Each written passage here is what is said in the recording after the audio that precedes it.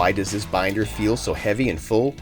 Because in 1972, Topps went all out and put together its largest set to date, a whopping 787 cards.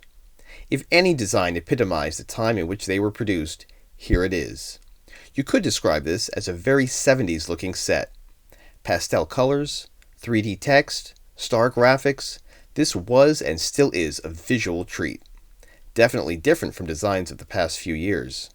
You say you want to put a set together? Well, here's your challenge. Released in 6 series, cards in the final 2, from 536 to 787, are tougher to find. The big rookie in this set is Carlton Fisk. Also making their debut in this collection are In Action, Boyhood Photos, and Award Trophy cards. In later series, 24 In Action cards had pieces of images on their backs that, when assembled, created pictures of Joe Torre, Carl Yastrzemski, Tom Seaver, and Tony Oliva.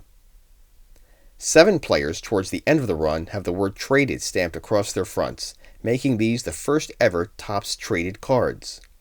The company would experiment in releasing separate sets depicting traded players in 1974 and 1976, before making the set an annual occurrence starting in 1981.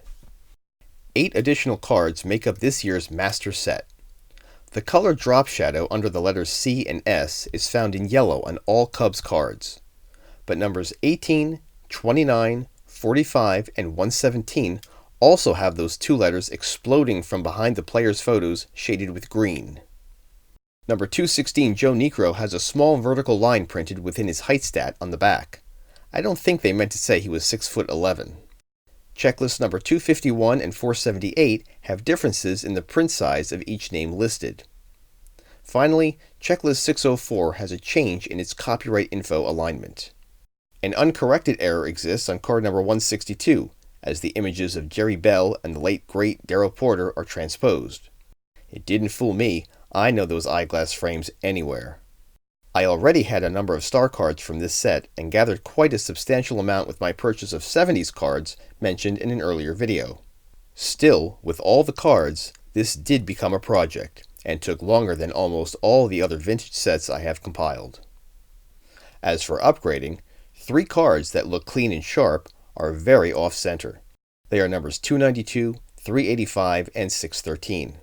My Johnny Bench number 433, which is centered nicely, has a lot of wear on the left and bottom edges. Time to clean him up and have an overall presentable example. This is one card that's worth it.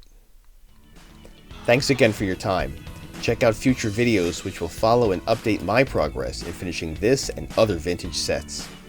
As we progress into the decade, we'll glance back to a toned-down design, both in terms of number of cards and overall look.